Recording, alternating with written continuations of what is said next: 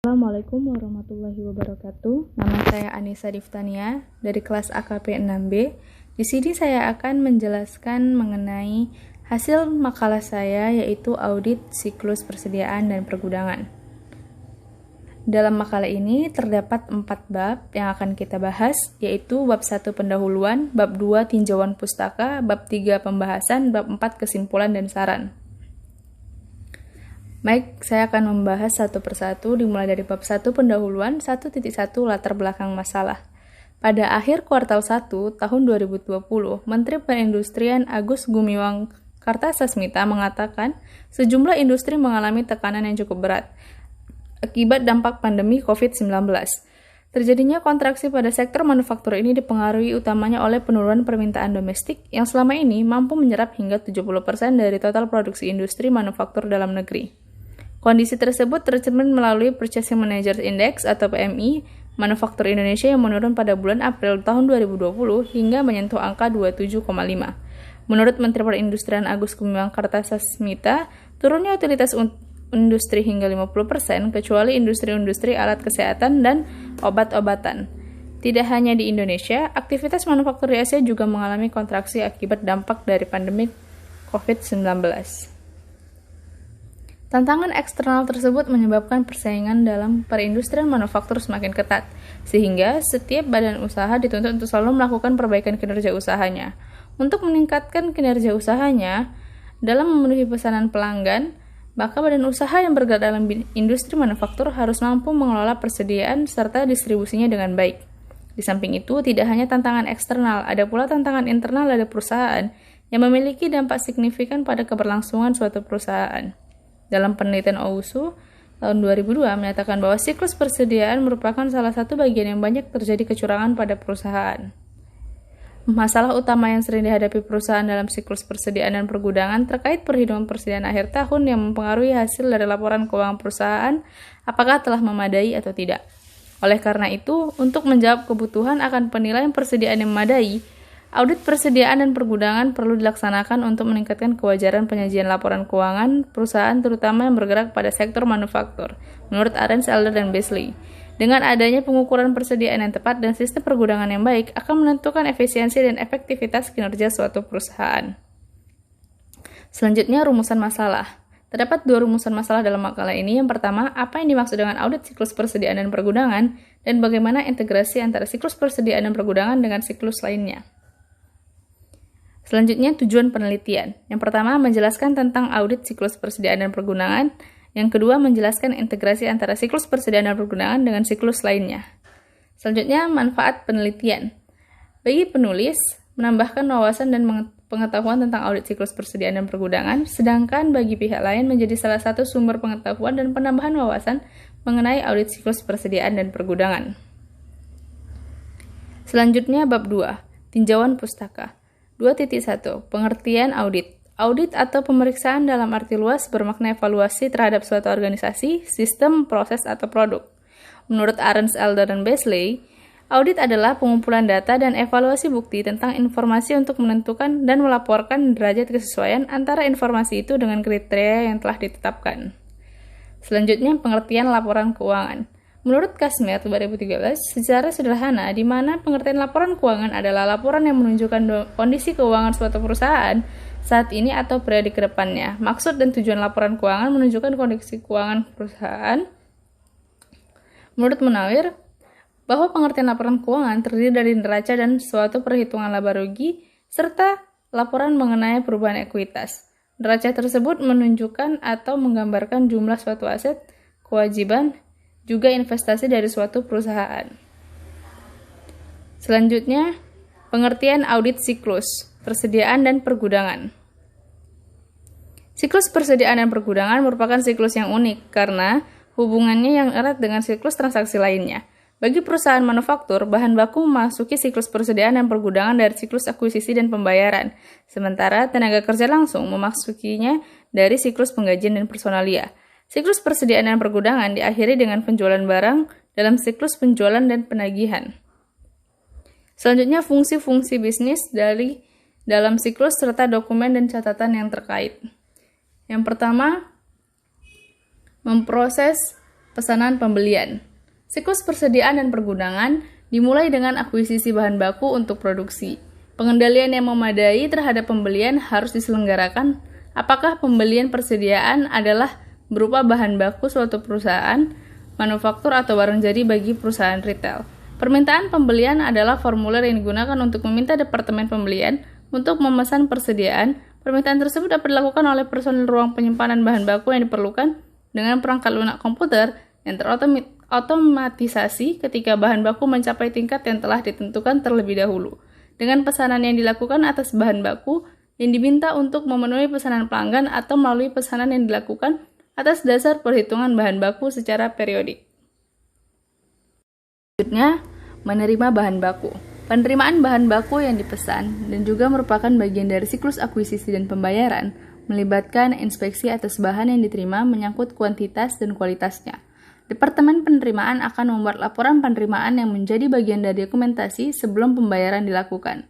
Setelah diinspeksi, bahan itu dikirim ke ruang penyimpanan dan disalin dokumen penerimaan atau pemberitahuan atau notifikasi elektronik mengenai penerimaan barang biasanya diserahkan ke bagian pembelian, ruang penyimpanan, dan utang usaha. Pengendalian dan akuntabilitas merupakan hal penting untuk semua transfer tersebut. Selanjutnya, menyimpan bahan baku. Setelah diterima, bahan itu biasanya disimpan di ruang penyimpanan. Ketika departemen lainnya memerlukan bahan untuk produksi, personil ruang penyimpanan akan menyerahkan permintaan bahan yang telah disetujui secara layak, mengerjakan pesanan, dan dokumen surpa atau pemberitahuan elektronik yang mengindikasi jenis dan kuantitas bahan yang diperlukan. Dokumen permintaan ini digunakan untuk memperbarui file induk persediaan perpetual dan mencatat transfer dari akun bahan baku ke akun barang dalam proses. Pembaharuan tersebut dilakukan secara otomatis dalam organisasi yang memiliki sistem perangkat lunak akuntansi dan manajemen persediaan terintegrasi. Selanjutnya, memproses barang. Pemrosesan barang persediaan sangat bervariasi dari perusahaan ke perusahaan. Perusahaan menentukan item dan kuantitas barang jadi yang akan dibuat berdasarkan pesanan khusus dari pelanggan, peramalan penjualan, tingkat persediaan barang jadi yang telah ditentukan sebelumnya, dan operasi produksi yang ekonomis. Departemen Pengendalian Produksi yang ekonomis yang terpisah seringkali turut tanggung jawab untuk menentukan provisi untuk kuantitas yang diproduksi, pengendalian atas sisa bahan, pengendalian kualitas, dan perlindungan fisik bahan dalam proses. Setiap departemen produksi biasanya bertanggung jawab untuk mereview laporan produksi dan sisa bahan yang dibuat komputer yang menyediakan informasi yang bermanfaat bagi akuntansi untuk mencatat transfer bahan dan menentukan biaya produksi. Selanjutnya, menyimpan barang jadi. Ketika barang jadi telah selesai, barang itu ditempatkan di ruang penyimpanan menunggu dikirim. Dalam perusahaan yang memiliki pengendalian internal yang baik, barang jadi disimpan di bawah pengendalian fisik yang terpisah, di suatu area dengan akses terbatas. Pengendalian barang seringkali dianggap sebagai bagian dari siklus penjualan dan penagihan. Yang keenam, mengirim barang jadi. Pengiriman barang jadi merupakan bagian dari siklus penjualan dan penagihan. Pengiriman aktual barang kepada pelanggan dalam bentuk pertukaran dengan kas atau aktiva lainnya seperti piutang usaha menciptakan pertukaran aktiva yang diperlukan untuk memenuhi kriteria pengakuan pendapatan. Untuk sebagian besar transaksi penjualan, pengiriman aktual merupakan pemicu untuk mengakui piutang usaha terkait dan penjualan terkait dalam sistem akuntansi. Jadi, pengiriman barang jadi harus diotorisasi oleh dokumen pengiriman yang disetujui secara layak. Dan yang terakhir, file induk persediaan perpetual. Catatan perpetual yang terpisah biasanya disimpan untuk bahan baku dan barang jadi. Sebagian besar perusahaan tidak menggunakan sistem perpetual untuk barang dalam proses. File induk persediaan perpetual umumnya mencantumkan informasi tentang unit persediaan yang diakui, dijual, dana ada di tangan dalam sistem terkomputerisasi yang dirancang dengan baik. File itu juga berisi informasi mengenai biaya per unit. Untuk akuisisi bahan baku, file induk persediaan perpetual diperbaharui secara otomatis ketika akuisisi persediaan diproses sebagai bagian dari pencatatan akuisisi. Selanjutnya, bab 3 pembahasan. Terdapat 5 bagian. Yang pertama, bagian audit persediaan. Tujuan keseluruhan dari audit siklus persediaan dan pergudangan adalah menyediakan asuransi bahwa laporan keuangan memperhitungkan secara wajar bahan baku, barang dalam proses, persediaan barang jadi, dan harga pokok penjualan. Audit siklus persediaan dan pergudangan dapat menjadi 5 aktivitas yang berbeda dalam siklus. Yang pertama, mengakuisisi dan mencatat bahan baku, tenaga kerja, dan overhead. Yang kedua, mentransfer secara internal aset dan biaya. Yang ketiga, mengirimkan barang dan mencatat pendapatan serta biaya. Yang keempat, mengamati persediaan secara fisik. Dan yang kelima, menetapkan harga dan kompilasi persediaan. Selanjutnya, audit akuntansi biaya. Dalam sistem pengendalian atas akuntansi biaya bervariasi di setiap perusahaan, lebih bervariasi dibandingkan dengan wilayah audit lainnya. Karena jenis persediaan dan tingkat kemuktahiran yang inginkan manajemen sangat bervariasi. Misalnya, perusahaan yang produksi mesin pertanian dapat memiliki pencatatan akuntansi dan pengendalian internal yang sangat berbeda dengan produsen baja yang membuat dan memasang lemari besi pesanan. Tentunya perusahaan kecil dengan pemilik yang secara aktif terlibat dalam proses produksi akan membutuhkan pencatatan yang lebih sederhana dibandingkan perusahaan besar yang menghasilkan berbagai macam produk. Yang pertama, pengendalian akuntansi biaya. Pengendalian akuntansi biaya adalah proses yang mempengaruhi persediaan fisik dan penelusuran biaya terkait sejak bahan itu dipesan sampai barang selesai diproduksi dan dipindahkan ke penyimpanan.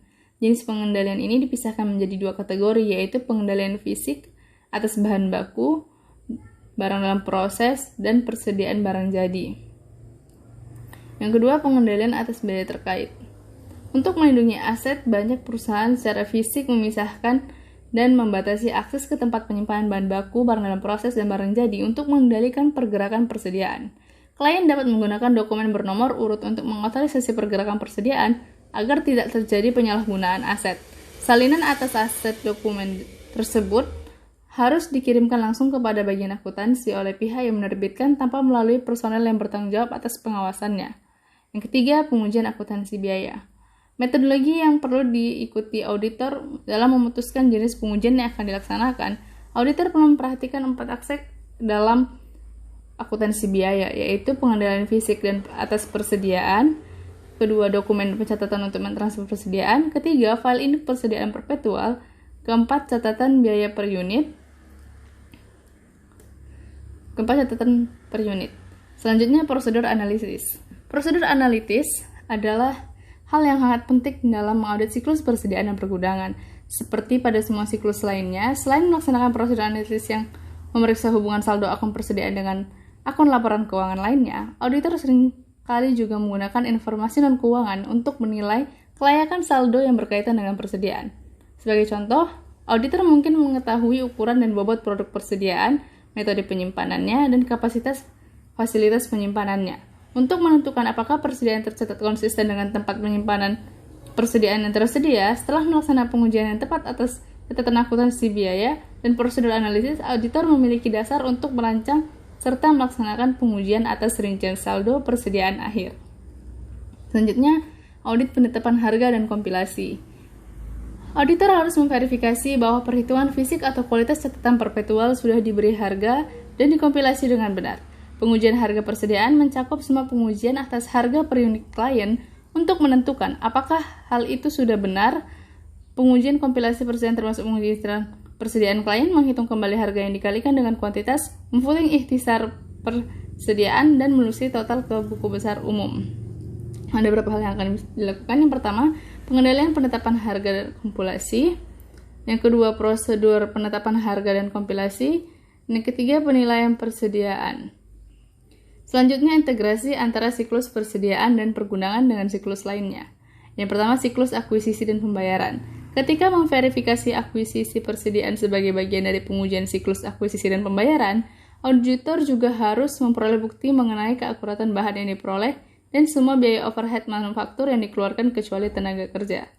Biaya akuisisi tersebut mengalir secara langsung ke harga pokok penjualan atau menjadi bagian terbesar dari persediaan akhir bahan baku, barang dalam proses, dan barang jadi. Dalam audit, diamankan klien memiliki file induk persediaan perpetual. Auditor seringkali menguji hal tersebut sebagai bagian dari prosedur pengujian pengendalian serta pengujian substantif atas transaksi yang telah dilakukan dalam siklus akuisisi dan pembayaran. Kedua, siklus penggajian dan personalia.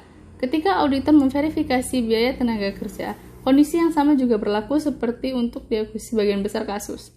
Catatan akuntansi, biaya untuk biaya tenaga kerja langsung dan tidak langsung dapat diuji sebagai bagian dari audit siklus penggajian dan personalia. Dan yang terakhir, siklus penjualan dan penagihan. Hubungan antara siklus penjualan dan penagihan dengan siklus persediaan dan pergudangan tidak seperti dua siklus yang baru saja kita bahas. Tetapi sebagian besar pengujian audit atas penyimpanan barang jadi serta pengiriman dan pencatatan penjualan dapat dilakukan ketika siklus penjualan dan penagihan diuji.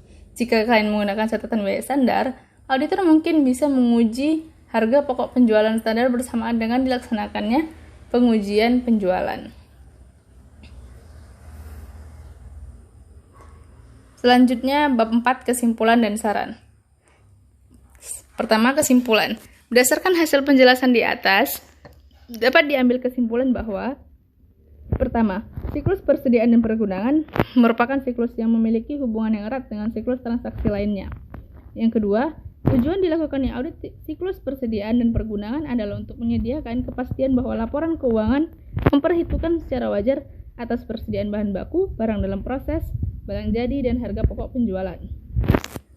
Yang ketiga, audit atas persediaan adalah bagian yang paling kompleks dan menghabiskan waktu dalam audit, karena beberapa hal berikut. Yang pertama, persediaan adalah bagian utama dalam neraca dan seringkali merupakan akun terbesar yang melibatkan modal kerja. Yang kedua, persediaan dapat tersebar di beberapa lokasi yang menyulitkan perhitungan dan pengendalian fisik oleh auditor. Yang ketiga, bermacam-macam ragam persediaan juga menyulitkan auditor. Barang-barang seperti perhiasan, bahan kimia, suku cadang elektronik sering menyulitkan pengamatan dan penilaian. Yang keempat, penilaian persediaan juga dipersulit oleh faktor keusangan dan perlunya mengalokasikan biaya manufaktur ke persediaan. Dan yang terakhir, beberapa metode penilaian persediaan yang dapat diterima, tapi klien harus memakai metode tersebut secara konsisten dari tahun ke tahun. Terlebih, sering perusahaan menggunakan metode penilaian persediaan yang berbeda untuk jenis persediaan. Yang selanjutnya, saran. Penulis menyarankan untuk perusahaan melakukan audit persediaan dan pergudangan untuk mendapatkan laporan keuangan, memperhitungkan secara wajar atas persediaan bahan baku, barang dalam proses, barang jadi, dan harga pokok penjualan. Sekian yang dapat saya sampaikan, kurang lebihnya saya mohon maaf. Assalamualaikum warahmatullahi wabarakatuh.